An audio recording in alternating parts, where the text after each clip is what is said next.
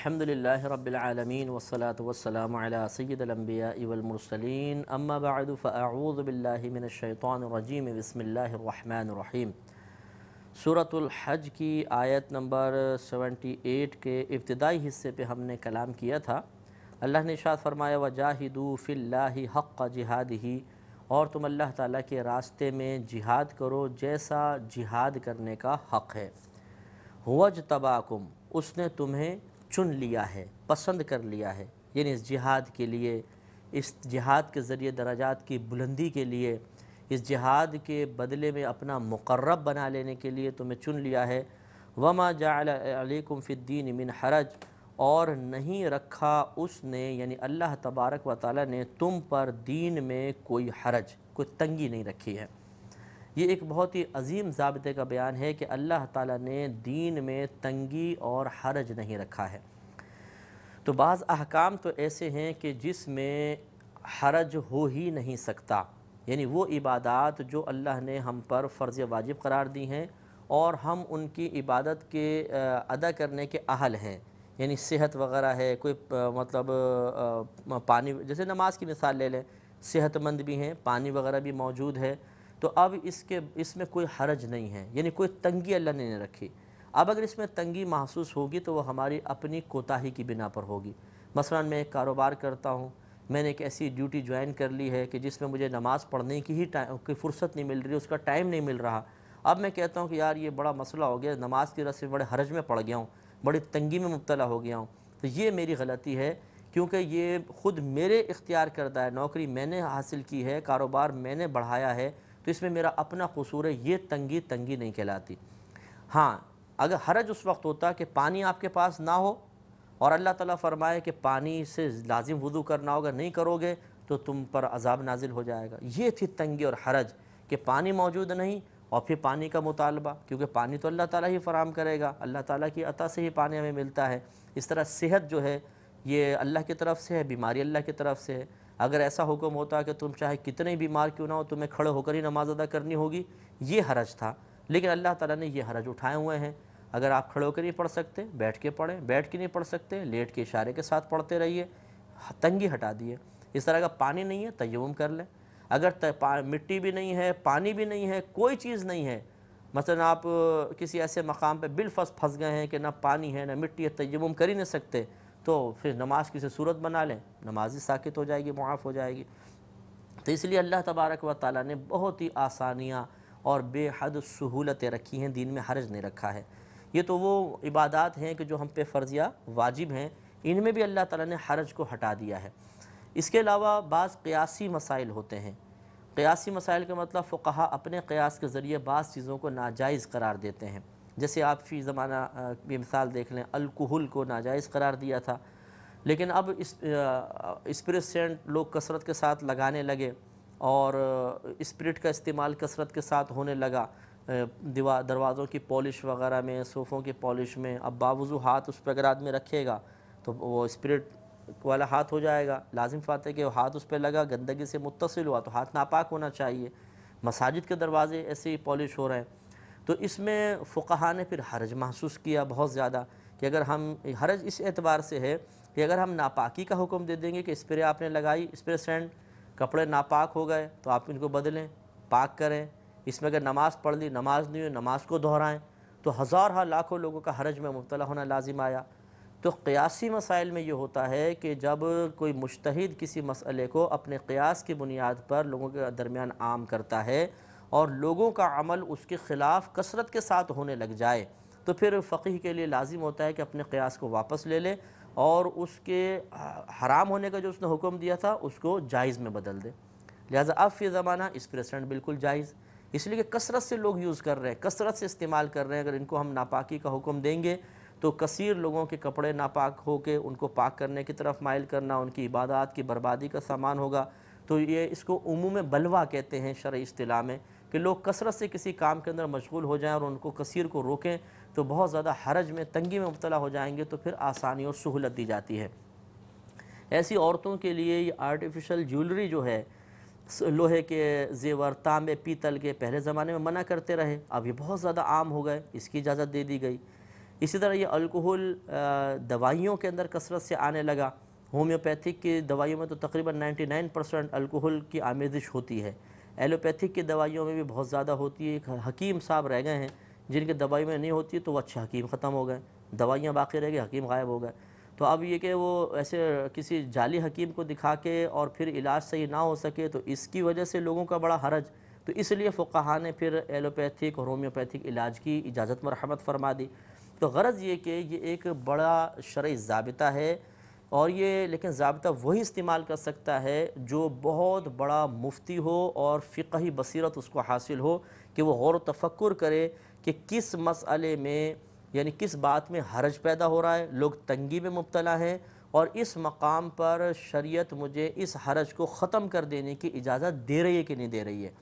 یہ ایسا نہیں کہ ہر شخص اٹھ کے کھڑا ہو جائے کہ جی مجھے اس میں حرج محسوس ہو رہا ہے میں اس کو چھوڑوں گا، دوسرا کہ مجھے اس میں تنگی محسوس ہو رہی ہے میں اس کو چھوڑ دوں گا، تو پھر تو دین کا نقشہ بدل جائے گا۔ تو یہ علماء اور فقہا کی فیلڈ ہے، اور فقہا میں بھی مطلب وہی جو مفتی ہوں اور باقاعدہ فقہی بصیرت رکھتے ہوں ان کو حق حاصل ہے کہ وہ حرج کو لوگوں سے دور کر کے ان کو آسانیاں فراہم کریں۔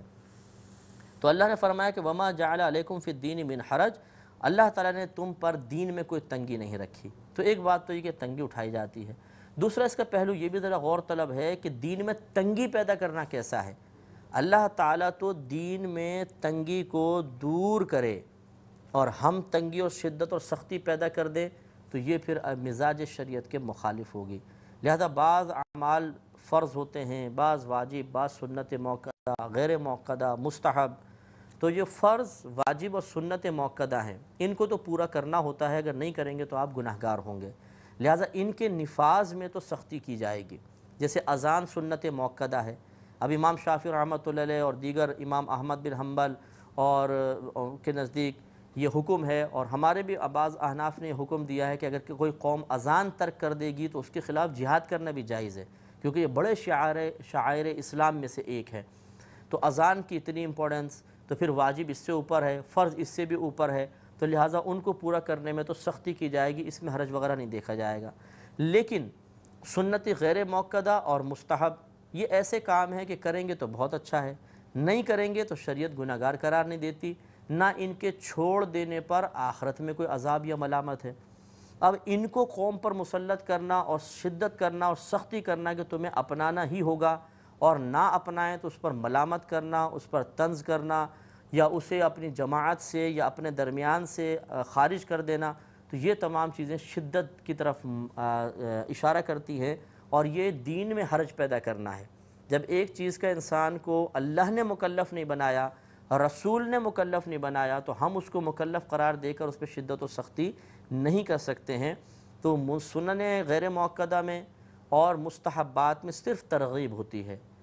پیار سے سمجھائیں، کر لیں تو بہت اچھی بات ہے، آپ کو ثواب ملے گا، لیکن نہ کرے تو کوئی گناہ بھی نہیں، نہ شدت کرنے کا اختیار ہوتا ہے۔ اگر شدت کریں گے، سختی کریں گے، ملامت کریں گے، یا زبان سے ملامت نہیں کی لیکن جذبہ یعنی انتقامی کوئی کارروائی کی، کسی شخص کو اس کے منصب سے معزول کر دیا، کسی کو پیچھے کر دیا، تو یہ اسی بات کی علامت ہے کہ اس میں شدت اور سختی پیدا کی گئی ہے، اور یہ قوم کو حرج میں مبتلا کرنا ہوگا۔ تو اللہ نے فرمایا کہ اور اللہ تعالیٰ نے تم پر دین میں کوئی حرج نہیں رکھا ہے، اس پر توجہ رکھنی چاہیے۔ یہی سرپرست کو بھی دیکھنا چاہیے کہ وہ اپنے گھر میں ایسے احکام اپنے نافذ کرنے کی کوشش نہ کرے کہ گھر والوں کی زندگی تنگ ہو جائے۔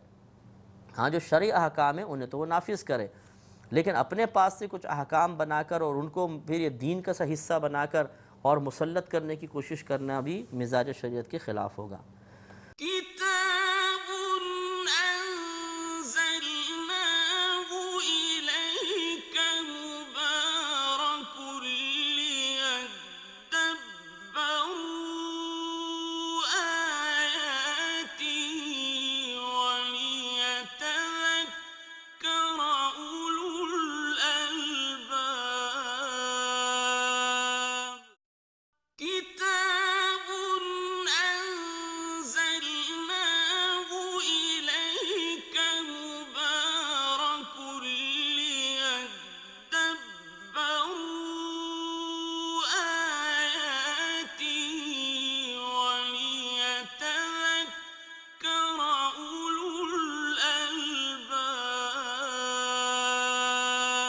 ملت ابیکم ابراہیم، تمہارے والد ابراہیم کا دین،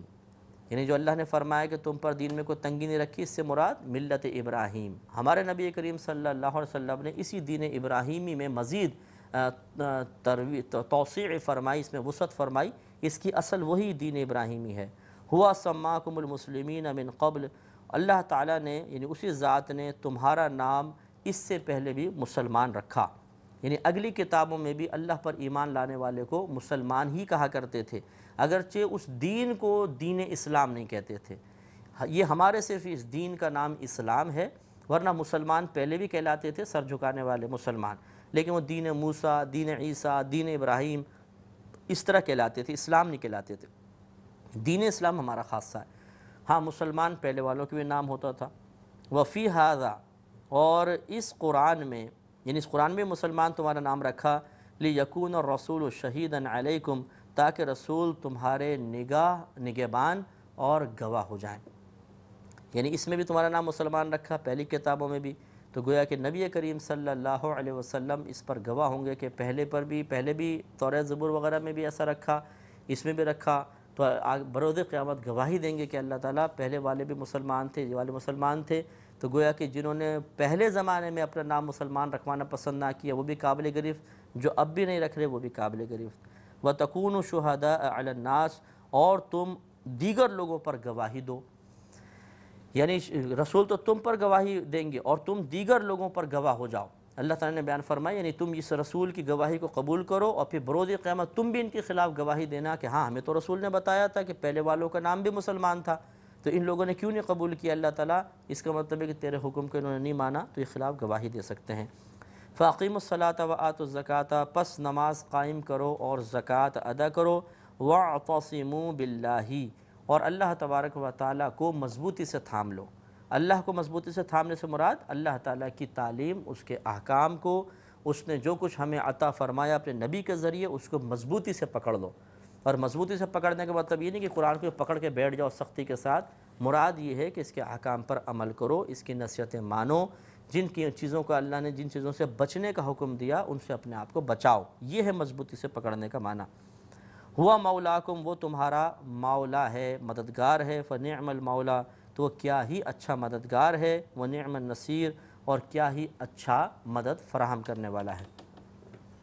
الحمدللہ یہاں تک ہمارے 17 سپارے مکمل ہو گئے ہیں۔ سورۃ الحج بھی یہاں پر اختتام پذیر ہو گئی ہے، یعنی 17ویں سپارے کا بھی اختتام ہے، سورۃ الحج کا بھی اختتام ہے۔ اب انشاءاللہ 18ویں پارے کا آغاز اور ساتھ ساتھ سورہ مؤمنون کا بھی آغاز ہوگا۔ اس میں تقریباً 118 آیات ہیں اور یہ مکی صورتوں میں سے ایک ہے۔ اس میں اللہ تبارک و تعالیٰ نے ابتدا میں ہی مومنین کی فلاح کا تذکرہ فرمایا اور پھر وجوہات فلاح بیان فرمائی، یعنی ان اعمال کا تذکرہ فرمایا جن کی وجہ سے مومنین کو فلاح ملتی ہے، اور پھر جب فلاح مل گئی تو اس کا کیا انعام آخرت میں مرتب ہوگا وہ اللہ نے آگے بیان فرمایا ہے۔ تو آج ہم اس کا آغاز کرتے ہیں۔ بسم اللہ الرحمن الرحیم۔ قد افلح المؤمنون، بے شک مومن کامیاب ہو گئے، وہ فلاح پا گئے۔ کون مومن ہیں؟ اب یہ صفات ذکر فرمائیں۔ الذین هم فی صلاتہم خاشعون، وہ جو اپنی نمازوں میں خشوع کرنے والے ہیں۔ ان سب کی میں وضاحت عرض کروں گا، پہلے ہم دیکھ لیتے ہیں کہ کون کون سی صفات اللہ نے ذکر فرمائی ہیں۔ والذین هم عن اللغو معرضون، اور وہ لوگ جو لغو بیہودہ باتوں سے، غلط قسم کی، خراب قسم کی باتوں سے اعراض کرتے ہیں، ان کی طرف مائل نہیں ہوتے۔ والذین هم للزکاة فاعلون، اور وہ جو زکوٰۃ ادا کرتے ہیں۔ والذین هم لفروجہم حافظون، اور وہ جو اپنی شرمگاہوں کی حفاظت کرتے ہیں۔ الا علی ازواجہم، مگر اپنی ازواج کے ساتھ، یعنی قربت وغیرہ کرنا وہ جائز ہے، تو اس میں اپنے آپ کو استعمال کرتے ہیں، کوئی زنا وغیرہ میں غلط چیزوں کی طرف مائل نہیں ہوتے۔ او ما ملکت ایمانہم، یا جو ان کی لونڈیاں ہیں، جو پہلے زمانے میں باندیاں ہوا کرتی تھیں، وضاحت میں عرض کروں گا، یعنی اپنے ازواج اور باندیوں کے علاوہ وہ کسی مقام پر غلط اپنے جسمانی اعضاء کو استعمال نہیں کرتے ہیں، اس کی حفاظت کرتے ہیں۔ فَإِنَّهُمْ غَيْرُ مَلُومِينَ، تو یہ جو لوگ ہیں جو اپنے ازواج کے قریب ہوتے ہیں یا باندیوں کے قریب ہوتے ہیں، ان پر کوئی ملامت نہیں ہے۔ فمن ابتغى وراء ذلك، تو جو شخص ان کے علاوہ کچھ اور تلاش کرے، فاولئک هم العادون، تو یہی لوگ حد سے بڑھنے والے ہیں۔ والذین هم لاماناتهم وعہدهم راعون، اور مومنین وہ بھی ہیں کہ جو اپنی امانتوں اور اپنے وعدوں کی رعایت کرتے ہیں، یعنی وعدہ پورا کرتے ہیں، امانت ادا کرتے ہیں۔ والذین هم علی صلاتهم یحافظون، اور وہ لوگ جو اپنی نمازوں کی حفاظت کرتے ہیں، اولئک هم الوارثون، یہی لوگ وارث ہیں۔ وارث کا مطلب جو مال ہو، جیسے ایک مورث فوت ہوتا ہے، جس کا مال ہوتا ہے، انتقال کرتا ہے تو ترکہ تقسیم ہوتا ہے، تو یہ لوگ وارث ہیں۔ وارث مانے حقدار ہیں کسی چیز کے بعد میں۔ کس چیز کے؟ الذین یرثون الفردوس، کہ یہ وہ ہیں جو فردوس کی میراث پائیں گے، یعنی ان کو جنت الفردوس بطور انعام ملے گی۔ ہم فیہا خالدون، اور وہ اس میں ہمیشہ ہمیشہ رہیں گے۔ تو یہ اللہ تعالیٰ نے اوپر انعام بیان فرمایا، پھر اس انعام کے حاصل ہونے کی وجوہات، اور آخر میں اللہ تبارک و تعالیٰ نے اس انعام کے بہترین بدلے کا تذکرہ فرمایا۔ تو قد افلح المؤمنون، بے شک مومن فلاح پا گئے۔ پہلی بات، الذین هم فی صلاتهم خاشعون، مومن وہ ہیں جو اپنی نمازوں میں خشوع کرتے ہیں۔ خشوع اصل میں حقیقتاً تو ایک قلبی کیفیت کا نام ہے، یعنی دل کو نماز میں حاضر رکھنا، اللہ تعالیٰ کی طرف متوجہ رہ کر نماز کو ادا کرنا، اور جان بوجھ کر دنیا کا کوئی خیال دل میں نہ لانا، یہ ہے خشوع و خضوع۔ خشوع مانے خوف محسوس کرنا، خضوع مانے عاجزی اختیار کرنا، تو اپنے قلب کی طرف متوجہ ہو کر آدمی اللہ کے خیال دل میں لائے اور دنیا کا کوئی خیال دل میں نہ لائے، تو یہ خشوع ہوتا ہے۔ لیکن خشوع کی کئی اقسام ہوتی ہیں، ایک خشوع باطنی ہوتا ہے، ایک خشوع ظاہری ہوتا ہے۔ خشوع باطنی تو یہ ہے کہ آدمی اپنے قلب کو ہر قسم کے دنیاوی خیالات سے عبادت کی ادائیگی کے دوران پاک و صاف رکھے اور اللہ کی طرف توجہ رکھے، اللہ کی طرف مائل رہے۔ اور خشوع ظاہری یہ ہوتا ہے، یعنی اعضاء کا جس کو خشوع کہتے ہیں، وہ یہ ہوتا ہے کہ بالکل پرسکون انداز میں نماز ادا کرے، جھومتے ہوئے نہیں، بار بار کھجا رہے ہیں، کبھی یوں کر رہے ہیں، کبھی یوں کر رہے ہیں۔ بعضوں کی عادت ہوتی ہے، یا بعضوں کو آپ نے دیکھا ہوگا اتحاد میں سے بیٹھے ہیں تو یہ داڑھی سے کھیلنا شروع ہو گیا۔ تو نبی کریم صلی اللہ علیہ وسلم نے ایک شخص کو اسی طرح دیکھا کہ وہ اپنی داڑھی سے کھیل رہا تھا، تو فرمایا کہ اگر اس کے قلب میں خشوع ہوتا تو اس کے اعضاء بھی خشوع پذیر ہوتے، یعنی اصل چیز قلبی حاضری ہے۔ دل حاضر ہوتا ہے تو اعضاء بھی پرسکون رہتے ہیں، دل غافل ہوتا ہے تو اعضاء بھی پھر ادھر ادھر بکھر جاتے ہیں۔ وآخر دعوانا ان الحمد للہ رب العالمین۔ كتاب أنزلناه إليك مبارك ليدبروا آياته وليتذكر أولو الألباب۔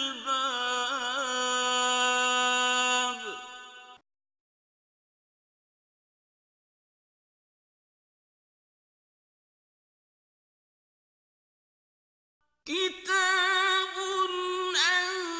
أنزلناه إليك مبارك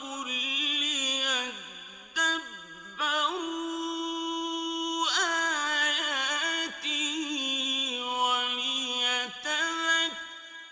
أولو الألباب۔ الحمد للہ رب العالمین والصلاة والسلام علی سید الانبیاء والمرسلین، اما بعد فاعوذ باللہ من الشیطان الرجیم، بسم اللہ الرحمن الرحیم۔ الحمدللہ سورۃ المؤمنون کا آغاز ہوا تھا، اور اس میں شروع میں بتایا گیا تھا کہ اللہ تبارک و تعالیٰ نے مومنین کو فلاح و کامرانی کی بشارت عطا فرمائی، پھر چند اعمال کا تذکرہ کیا جو اس کے لیے بظاہر سبب بنے ہیں، اور اس کے بعد پھر اللہ تبارک و تعالیٰ نے ان کے لیے اخروی انعام کا تذکرہ فرمایا۔ آج ہم اس کی کچھ تفصیل عرض کرتے ہیں۔ اللہ نے ارشاد فرمایا قد افلح المؤمنون، بے شک مومن فلاح پا گئے۔ فلاح پانے سے مراد اخروی کامیابی اور کامرانی ہے، دنیا سے ایمان سلامت لے کر نکل جانا، یہ بھی فلاح ہے۔ قبر میں منکر نکیر کے سوالات کے جواب میں ثابت قدم رہنا، یہ بھی فلاح و کامرانی کی ایک صورت ہے۔ میدان محشر میں اللہ تعالیٰ کی بارگاہ میں پہنچ کر بلا حساب و کتاب جنت میں چلے جانا، یا بعد حساب و کتاب بغیر سزا پائے جنت میں داخل ہو جانا، یا خدا نخواستہ اپنے شامت اعمال کی بنا پر اگر کوئی جہنم میں چلا بھی گیا لیکن شفاعت رسول صلی اللہ علیہ وسلم کی برکت سے پھر وہ نجات پا گیا، تو یہ نجات پانا فلاح و کامرانی میں ہی شمار ہوگا۔ لیکن اس میں جیسے کہ ویسے ظاہر ہے بالکل کہ درجات مختلف ہیں، کہ بعض ایسے ہوں گے جو مقرب ہوں گے کہ بلا حساب و کتاب داخل جنت ہوں گے، بعض حساب و کتاب کے بعد لیکن بغیر سزا کے، اور بعض سزا کے بعد۔ لیکن بہرحال جو جنت میں داخل ہو گیا وہ فلاح و کامرانی پا گیا، اور یہ آخری فلاح و کامرانی ہوگی، اس کے بعد پھر دائمی سکون ہے، دائمی آرام ہوگا۔ اس کے بعد اللہ تبارک و تعالیٰ نے مومنین کا تذکرہ فرمایا کہ مومنین کی کیا کیا صفات ہیں جو فلاح پانے والے ہیں، کامرانی پانے والے ہیں، اخروی نجات پانے والے ہیں، اللہ تبارک و تعالیٰ کی رضا اور اس کا قرب حاصل کرنے والے ہیں۔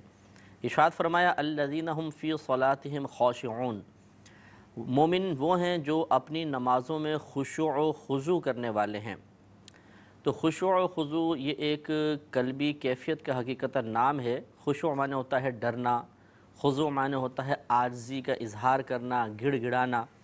تو نماز میں خشوع و خضوع کے دو مفہوم ہیں، ایک باطنی طور پہ خشوع و خضوع، ایک ظاہری طور پہ خشوع و خضوع۔ باطنی طور پہ خشوع و خضوع کا مطلب یہ ہوتا ہے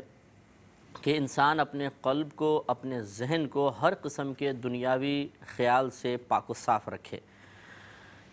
ایک شیطان اللہ نے مقرر کیا ہے جو ہمیں وسوسہ ضرور ڈالے گا۔ نماز میں صحابہ کرام علیہم الرضوان کو بھی وساوس آتے تھے، ایسا نہیں ہے کہ اللہ نے ان کو شیطانی وساوس سے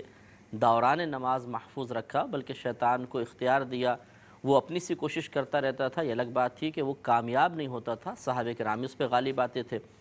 بلکہ خود نبی کریم صلی اللہ علیہ وسلم نے ایک مرتبہ ارشاد فرمایا کہ میں نماز پڑھ رہا تھا کہ ایک بڑا شیطان، بڑا جن یہ میری طرف بڑھا، تو میں نے اسے قابو میں کر لیا، اور پھر میں نے چاہا کہ اس کو مسجد نبوی کے ستون کے ساتھ باندھوں اور مدینے کے بچے اس کے ساتھ کھیلیں، لیکن اپنے بھائی سلیمان کی دعا مجھے یاد آ گئی تو میں نے اس کو چھوڑ دیا۔ اور سلیمان علیہ السلام کی دعا یہ تھی کہ اللہ تعالیٰ مجھے ایسی سلطنت و حکومت عطا فرما جو کسی کو بھی حاصل نہ ہوئی ہو۔ تو اس لیے نبی کریم نے حضرت سلیمان علیہ السلام کی دعا کا لحاظ کرتے ہوئے کہ انہیں جنات پر بھی حکومت حاصل تھی، سرکار نے اسے چھوڑ دیا، جانے دیا، لیکن شیطان نے معاذ اللہ یہ کام کیا، اس جن نے یہ کوشش کی کہ کچھ وسوسے ڈالے یا کوئی شیطانی دکھائے، نبی کریم صلی اللہ علیہ وسلم اس پر غالب رہے۔ تو اسی طریقے سے یہ یاد رکھیں کہ دنیاوی خیالات تو آئیں گے نماز میں، لیکن آنا برا نہیں ہے، خیالات کا لانا برا ہے۔ جو خشوع و خضوع کے منافی عمل پایا جائے گا، اس کے خلاف عمل ہے وہ دنیاوی خیالات کو جان بوجھ کر لانا۔ اس میں ایک تو یہ ہے کہ آپ نے ابتدا سے غور و تفکر شروع کیا، خود ایک موضوع ذہن میں لائے، پھر اس کے بارے میں غور و تفکر کرنے لگے، یہ تو صراحتاً لانا ہوا۔ یا پھر ایسا ہوا کہ ایک خیال آیا، ہم لائے نہیں، شیطان نے ذہن میں ڈالا، اور پھر ہم اس پر غور و تفکر شروع کر دیں، اور پھر اتنے دور نکل جائیں کہ ہمیں خود نہ پتہ چلے کہ میں کیا کر رہا ہوں، رکعتیں بھول جائیں، قراءت بھول جائے، یا امام صاحب کے پیچھے ہم نے اپنے آپ کو خیالات کی دنیا میں مگن کر لیا، اور امام صاحب قراءت کر رہے ہیں، ہم نے کہا چلو جی ہم خیالات کی دنیا میں گم ہو جاتے ہیں۔ وہ تو جب امام صاحب رکوع کے لیے اللہ اکبر کہتے ہیں تو یہ سلسلہ خیالات منقطع ہوتا ہے، اور انسان اپنے قلبی لحاظ سے نماز میں حاضر ہو جاتا ہے۔ تو یہ جو دنیاوی خیالات لانا ہے ابتداءً، یا شیطان کی طرف سے آنا پھر ہمارا اس میں مشغول ہو جانا، یہ دونوں صورتیں خشوع و خضوع کی راہ میں رکاوٹ ہے، یہ خشوع و خضوع نہیں ہے۔ ہاں اگر ویسے آپ کی مکمل توجہ اللہ کی طرف ہے، دل دنیاوی خیالات سے آپ نے پاک و صاف کیا ہوا ہے، یہ بڑا اعلیٰ درجہ ہے۔ یا پھر شیطان کے مسلسل وساوس آ رہے ہیں، وہ توجہ دلا رہا ہے کبھی گھر کی طرف، کبھی دوستوں کی طرف، کبھی کاروبار کی طرف، لیکن ہم اس کو جھٹکتے چلے جا رہے ہیں، ان خیالات کے سلسلے کا تسلسل قائم نہیں ہونے دے رہے، تو پھر یہ بھی خشوع و خضوع ہی کہلاتا ہے۔ اگر ہم خشوع و خضوع کا یہ معنی رکھیں کہ کوئی خیال آئے ہی نہیں، ایسا نہیں ہو سکتا، آئے گا، لیکن اس کے اندر مشغول نہیں ہونا ہے۔ تو اگر ہم اس کو جھٹکتے رہیں، رد کرتے رہیں، اپنے ذہن کو اللہ کی طرف متوجہ کرتے رہیں، تو انشاءاللہ پھر یہ خشوع و خضوع کے منافی نہیں ہوگا، اور جو خاشع شخص کو ثواب ملتا ہے انشاءاللہ اس کو بھی ملے گا۔ تو ایک تو یہ باطنی خشوع و خضوع ہے۔ اس میں یہ بات آپ یاد رکھیے کہ اس کے لیے چلے ہم اس پہ کلام کرتے ہیں کہ کیسے حاصل ہونا چاہیے، پہلے اس تفصیل پر ہم آ جاتے ہیں کہ ایک باطنی خشوع و خضوع ہو گیا، ایک ہوتا ہے ظاہری خشوع و خضوع۔ ظاہری خشوع و خضوع علماء نے فرمایا یہ ہوتا ہے کہ انسان نمبر 1 اپنی نگاہ کی حفاظت کرے۔ نماز کے ارکان کی ادائیگی کے سلسلے میں نگاہ کو جہاں جہاں رکھنے کا حکم دیا گیا ہے وہاں نگاہ کی حفاظت کرے۔ مثلا حالت قیام میں سجدے کے مقام پر، رکوع میں پاؤں کی پشت پر، سجدے میں ناک کی نوک کو، اور جب اتحیات میں بیٹھیں تو اپنی گود پر نگاہ رکھیں،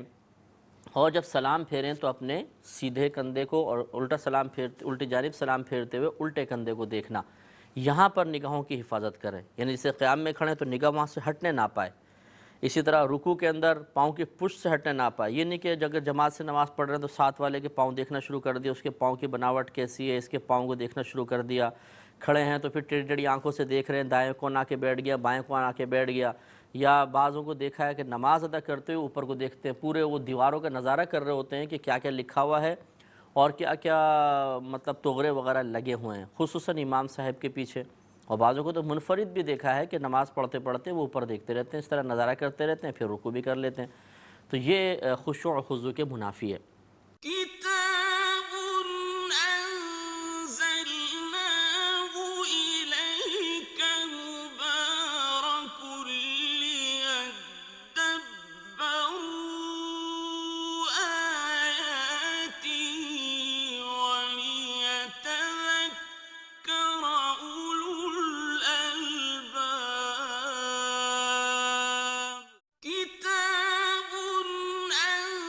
أنزلناه إليك مبارك ليدبروا آياته وليتذكر أولو الألباب۔ اسی طرح ظاہری خشوع و خضوع میں بھی داخل ہے کہ انسان اپنے اعضاء کو بالکل قابو میں رکھے، ساکت ہو کر نماز پڑھے، سکون کے ساتھ نماز پڑھے، جلد بازی نہیں ہونی چاہیے۔ جیسے آپ نے دیکھا ہوگا بعض اوقات رکوع سے اٹھتے ہوئے پورا نہیں اٹھیں گے، بس تھوڑا سا اٹھے فوراً سجدے میں، پھر ایک سجدے میں گئے جلدی سے اٹھے، پھر دوبارہ دوسرے سجدے میں۔ تو رکوع سے پورا کھڑے ہونے کو قومہ کہتے ہیں، اور دو سجدوں کے درمیان مکمل طور پہ جب ہم بیٹھتے ہیں 2 سجدوں کے درمیان اس کو جلسہ کہا جاتا ہے اور یہ دونوں واجب ہیں۔ لیکن تیزی سے نماز ادا کرنے والا، خصوصاً ہمارے نوجوان جن کو نامعلوم کیا جلدی ہوتی ہے کہ مسجد میں آنا ایک تو دشوار، پھر آ گئے تو وہاں رہنا ان کو بڑا دشوار محسوس ہوتا ہے اور چاہتے ہیں کہ فوراً باہر نکل جائیں، تو اتنی تیزی کے ساتھ نماز ادا کرتے ہیں جس کی کوئی انتہا نہیں، اس میں قومہ بھی کھا جاتے ہیں، جلسہ بھی کھا جاتے ہیں، اور پھر جلدی جلدی وہ دوست باہر نکل رہے ہوتے ہیں ان کے ساتھ مل کر باہر جا کے کرنا کیا ہے جی کچھ نہیں، جا کے وہ بیٹھ گئے فٹ پاتھ پہ۔ تو اس طرح ظاہری خشوع و خضوع کے فوت ہونے کی بنا پر نماز کا ثواب بھی ضائع ہوتا ہے، اور بعض اوقات نماز میں انتہائی ثواب کے اعتبار سے کمی واقع ہوتی ہے، واجب العیادہ ہو جاتی ہے نماز۔ اسی طرح اپنے اعضاء کو بالکل ساکت رکھنا، یعنی بعض ہوتے ہیں کہ نماز پڑھتے ہوئے جھولتے ہیں، اس طرح جھومتے ہیں، تو یہ جھولنا جھومنا بھی خشوع و خضوع کے منافی ہے، بالکل ساکت ہو کے نماز کو ادا کرنا چاہیے۔ اسی طریقے سے اپنے جسم کے ساتھ کھیلنا، یہ بھی خشوع و خضوع کے خلاف ہے، یعنی داڑھی سے کھیلنا، یا مطلب یہ ہو گیا آستین صحیح کر رہے ہیں، اپنے کپڑے جھاڑ رہے ہیں، نماز کے دوران یہ کام چلتے رہتے ہیں۔ نبی کریم صلی اللہ علیہ وسلم نے ایک شخص کو ملاحظہ کیا کہ وہ نماز پڑھتے ہوئے اپنی داڑھی سے اس طرح کھیل رہا تھا، تو ارشاد فرمایا کہ اگر اس کے قلب میں خشوع ہوتا تو اس کے اعضاء بھی خشوع پذیر ہوتے، یعنی اگر دل اس کا نماز میں حاضر ہوتا، اللہ تبارک و تعالیٰ کے دیکھنے کا تصور اس کے پاس ہوتا، تو پھر اعضاء بھی خوف کا اظہار کر رہے ہوتے، اعضاء میں بھی سکون ہوتا۔ لہٰذا خاشعون سے مراد وہ ہیں کہ جو آداب ظاہرہ اور آداب باطنہ کے ساتھ نماز کو ادا کرتے ہیں۔ باطنی آداب یہ ہیں کہ کوئی دنیاوی خیال دل میں نہ آئے، اور اگر آئے تو اس کو فوراً جھٹک دیا جائے، اور ظاہری آداب یہ ہیں کہ بالکل پرسکون ہو کر، ساکت ہو کر تمام ارکان کو مکمل طور پہ ادا کرنا، اپنی نگاہوں کی حفاظت کرنا، اور اپنے اعضاء کو بیجا حرکات سے محفوظ رکھنا۔ یہ چیز جب حاصل ہوگی تو ہم خاشع کہلائیں گے۔ نبی کریم صلی اللہ علیہ وسلم نے ارشاد فرمایا، جس نے 2 رکعت نماز اس طرح ادا کی کہ کوئی دنیاوی خیال اپنے دل میں نہ لایا، آنے کا نہیں فرمایا بلکہ فرمایا نہ لایا، تو وہ گناہوں سے ایسا پاک و صاف ہو جائے گا جیسے آج ہی اپنی ماں کے پیٹ سے پیدا ہوا ہے۔ یہ اتنا افضل ترین عمل ہے، اپنے قلب کی حفاظت کرنا، آنے والے وساوس سے لڑ کر انہیں اپنے سے دور کرنے کی کوشش کرنا۔ یہ کوئی معمولی بات نہیں، یہ بہت بڑی بات ہے کہ اللہ تعالیٰ خوش ہو کے بسا اوقات انسان کے تمام گناہوں کی بخشش فرما دیا کرتا ہے، جس سے کہ حدیث سے ظاہر ہے۔ لہٰذا ہمیں کوشش کرنی چاہیے کہ اپنے ان خشوع و خضوع جن چیزوں سے بڑھتا ہے، یا جو چیزیں خشوع و خضوع میں شامل ہیں ان کو شامل کیا جاتا ہے، ان تمام کی حفاظت کریں تاکہ ہمیں خشوع و خضوع حاصل ہو۔ مثلا مثال کے طور پر اچھی طرح وضو کریں، بالکل کامل وضو کرنے کے بعد جس مقام پر کھڑے ہوں پہلے وہاں پہ سکون سے آپ یہ اپنا ذہن بنائیں کہ میں اپنے تمام اعضاء کو خشوع پذیر رکھوں گا، خشوع و خضوع کے ساتھ نماز کو ادا کروں گا، اپنے باطن کی حفاظت کروں گا۔ یہ پہلے آپ خیال پکا کرنے کے بعد جب نماز کا آغاز کریں گے تو انشاءاللہ آپ کا یہ قصد، یہ ارادہ، یہ عزم مصمم بہت حد تک آپ کے قلب کو نماز میں حاضر رکھے گا۔ تکبیر لگانے کے بعد پھر وہی نگاہوں کی حفاظت، آپ قیام میں اپنے سجدے کے مقام پر دیکھیں اور بالکل ساکت کھڑے ہوں، بالکل ہلے جلے نہیں۔ جتنی جسم میں کھجلی ہو رہی ہو، کوئی مکھی مچھر تنگ کر رہا ہو، حتی الامکان کوشش کریں کہ آپ اس طرح ہاتھ سے اڑائیں نہیں، ہاتھ ہلائیں نہیں، بالکل خشوع و خضوع کے ساتھ آپ کھڑے ہوں، بالکل ساکت ہو کے کھڑے ہوں۔ اگر آپ اکیلے پڑھ رہے ہیں تو پھر آپ جو قرات کر رہے ہیں اس پر آپ غور و تفکر شروع کر دیں، میں کیا پڑھ رہا ہوں۔ مثلا الحمد شریف کا ترجمہ سیکھ لیں، جو صورتیں آپ پڑھتے ہیں ان کا ترجمہ آپ سیکھ لیں۔ ترجمہ سیکھنا کوئی مشکل نہیں ہے، قرآن کھولیے، جو صورتیں آپ پڑھتے ہیں ان کو، جو مختصری ہوتی ہیں، جو ہماری آخری 30ویں سپارے کی اکثر ہم صورتیں چھوٹی چھوٹی پڑھتے ہیں، ان کو آپ 2-4 دفعہ، اگر ایک صورت کو آپ پڑھ رہے ہیں 2-4 دفعہ اس کا ترجمہ دیکھیں گے، ذہن میں آ جائے گا۔ اب آپ نماز پڑھتے ہوئے جیسے الحمد شریف پڑھ رہے ہیں تو ترجمہ بھی ذہن میں لاتے رہیں، تو انشاءاللہ وساوس سے بھی محفوظ رہیں گے۔ اور اگر امام کے پیچھے آپ نماز پڑھ رہے ہیں تو اگر آپ کو ترجمہ آتا ہے تو بہت ہی اچھی بات ہے کہ آپ تراجم پہ غور و تفکر کرتے رہیں، اور اگر ترجمہ نہیں آتا تو کم از کم امام کی قرات کی طرف متوجہ رہیں۔ تو اس طرح ظاہری اعضاء کو سکون پذیر رکھیں، اور اپنے قلب کو باطنی لحاظ سے محفوظ رکھنے کے لیے، شیطان کے وساوس سے بچانے کے لیے آپ ترجمے پہ غور کر سکتے ہیں، امام کی قراءت پر غور کر سکتے ہیں، اور اسی طرح اللہ کے دیکھنے کے تصور کو جتنا پختہ کریں گے دل اتنا حاضر رہے گا۔ نبی کریم صلی اللہ علیہ وسلم نے ارشاد فرمایا کہ جب تم نماز ادا کرو تو اس طرح ادا کرو گویا کہ تم اللہ تعالیٰ کو دیکھ رہے ہو، اور اگر تم اللہ تعالیٰ کو نہیں دیکھ رہے تو وہ تو تمہیں دیکھ ہی رہا ہے۔ تو یہ تصور قائم کریں کہ ہم اللہ کو دیکھ رہے ہیں۔ اگر اللہ کو دیکھنے کا کوئی تصور ذہن میں قائم نہیں ہو سکتا تو یہ تصور رکھیں کہ اللہ تعالیٰ مجھے دیکھ رہا ہے، اور اتنے بڑے بادشاہ کی، اتنے بڑے آقا کی بارگاہ میں کھڑے ہو کر اور پھر توجہ ادھر ادھر کرنا یقیناً یہ سزا کا باعث ہوگا۔ جیسے ہم کسی بڑے بادشاہ کے دربار میں پہنچے، بادشاہ ہمارے طرف متوجہ ہو، دیکھ رہا ہو، اور ہم یوں دائیں بائیں نظارے کر رہے ہوں تو یہ آوارہ نظری، اور اگر وہ بادشاہ ہمارے قلبی خیالات پر مطلع ہے تو یہ خیالات کا انتشار یقیناً بادشاہ کی ناراضگی کا سبب بنے گا، اور اللہ تبارک و تعالیٰ پہ نہ تو ہمارا ظاہر مخفی ہے اور نہ ہمارا باطن پوشیدہ ہے۔ اس لیے بڑی توجہ کے ساتھ، بڑی احتیاط کے ساتھ ہمیں کوشش کرنی چاہیے کہ اللہ کی بارگاہ میں اپنی قلبی حاضری کے ساتھ کھڑے ہوں۔ اس کے علاوہ اگر آپ کوئی اخروی معاملے کا تصور ذہن میں لا کر اپنے دل کی حفاظت کرنا چاہتے ہیں تو اس کی بھی اجازت ہوتی ہے۔ حضرت حاتم اصم رحمۃ اللہ علیہ کے بارے میں ہے، کسی نے ان سے پوچھا کہ آپ کیسے نماز کو ادا کرتے ہیں، تو فرمایا میں اچھی طرح کامل وضو کرتا ہوں، پھر اس کے بعد میں آ کے جب اپنی جگہ کھڑا ہوتا ہوں تو یہ تصور کرتا ہوں کہ جیسے میں پل صراط پر کھڑا ہو گیا ہوں، میری سیدھی جانب جنت ہے، الٹی جانب جہنم ہے، میں اللہ تعالیٰ کی بارگاہ میں حاضر ہوں اور پیچھے میرے موت ہے۔ اور اس کے بعد بہت ہی خشوع و خضوع کے ساتھ میں تکبیر لگاتا ہوں اور سکون کے ساتھ تمام اعضاء کو میں قابو میں رکھتا ہوں، سکون کے ساتھ ہر رکن کو ادا کرتا ہوں۔ تو کسی نے پوچھا کہ آپ اس طرح کتنے عرصے سے نماز پڑھ رہے ہیں، تو فرمایا کہ 70 سال ہو گئے میں اسی طریقے سے نماز پڑھتا ہوں۔ تو ہمارے اکابرین جو تھے وہ نماز کی یا رکعتوں کی تعداد کو نہیں دیکھتے تھے، وہ اس کی قدر و قیمت پر نگاہ رکھتے تھے۔ آپ 1000 رکعتیں پڑھیں، دل حاضر نہیں ہے، اعضاء میں خشوع نہیں ہے، کبھی مکھیاں اڑا رہے ہیں، کبھی کھجلی کر رہے ہیں، کبھی دائیں بائیں کنکھیوں سے دیکھ رہے ہیں اور ہزارہ قسم کے وسوسے آ رہے ہیں، اور اس کے برعکس آپ 2 رکعت صرف نماز ایسی ادا کریں جس میں بالکل ساکت ہو کر آپ نے نماز ادا کی، کوئی ذہن میں خیال نہیں آیا، نہ آپ لے کر آئے، یا آیا تو آپ نے اس کو فوراً جھٹک دیا اور توجہ کے ساتھ نماز کو ادا کیا، تو یہ ان 1000 رکعتوں پر یقیناً بھاری ہے۔ تو اس لیے اصل چیز ہے قلبی خشوع و خضوع، اور اس پر انعام ہے، لہذا کوشش یہ کرنی چاہیے کہ ہم خشوع و خضوع کے ساتھ نماز ادا کریں، ورنہ ایک روایت میں ہے کہ آخری زمانے میں، اس صحابی اصحاب کا قول بھی ہے کہ آخری زمانے میں اگر تم مسجد میں جاؤ گے تو ایک شخص بھی ایسا نہیں ہوگا جو خشوع و خضوع کے ساتھ نماز کو ادا کر رہا ہو۔ اور آج کل ایسے ہی ہوتا ہے کہ ہم نماز کے اندر سارے اپنے کاروباری مسئلے بھی حل کر لیتے ہیں اور دیگر پیچیدگیاں بھی حل کر رہے ہوتے ہیں، نماز میں توجہ کامل طور پر نہیں ہوتی ہے۔ تو بہرحال یہ خشوع و خضوع کا معنی ہے، اس پر ہمیں توجہ رکھنی چاہیے۔ آگے ارشاد فرمایا کہ والذین هم عن اللغو معرضون، اور وہ لوگ جو والذین اور مومنین وہ ہیں جو عن اللغو معرضون، لغو چیزوں سے اعراض کرتے ہیں، اپنا چہرہ پھیر لیتے ہیں۔ تو لغو مانے بیکار، عبث چیز، فضول قسم کی حرکتوں سے وہ اپنے آپ کو محفوظ رکھتے ہیں۔